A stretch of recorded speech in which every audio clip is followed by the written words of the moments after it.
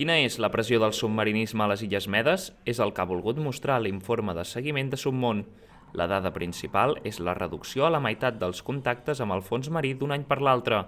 El 2024 se'n van registrar 5,24 de mitjana per immersió, mentre que el 2025 la xifra ha estat de 2,47. Hi ha hagut una millora. També és veritat que és el primer cop que hem pogut fer el seguiment en tota la temporada, és a dir, des del mes de maig fins al mes d'octubre. Per tant, el que farem aquest any, que ara 2026 tornarem a fer aquest estudi de seguiment, la idea és poder tornar a tenir el mateix calendari. Són entre 70.000 i 80.000 les persones que fan submarinisme a les Illes Medes durant tot un any. Els impactes continuats són els que fan perillar l'ecosistema. Espècies com les gorgònies, que ja noten el canvi climàtic, poden patir sensiblement el contacte d'una aleta.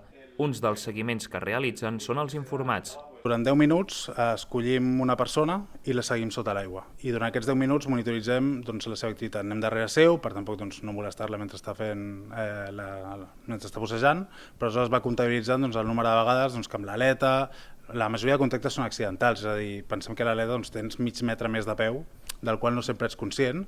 També han fet seguiments no informats, és a dir, situant-se més enrere del submarinista sense ser detectats. L'anàlisi sosté que les immersions sense guia generen entre 2 i 7 vegades més contactes que les guiades. També indica que el 63% dels submarinistes no van efectuar cap contacte durant els 10 minuts d'observació.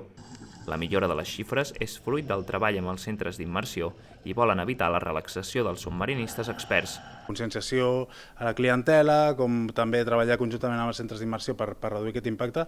I un fet que crec que és molt destacable és que els resultats que hem tingut, tant l'any passat com aquest, hem vist que el bussejador i bussejadora que més contactes efectua, per molt que sembli contradictori, no és el més novell, sinó tendeix a ser gent amb experiència, amb més de 10 anys bussejant, més de 200 immersions fetes. No han registrat cap impacte sobre espècies sensibles com coralls o briozous. Ja han començat a fer el seguiment d'aquest any amb l'esperança que les xifres continuïn millorant.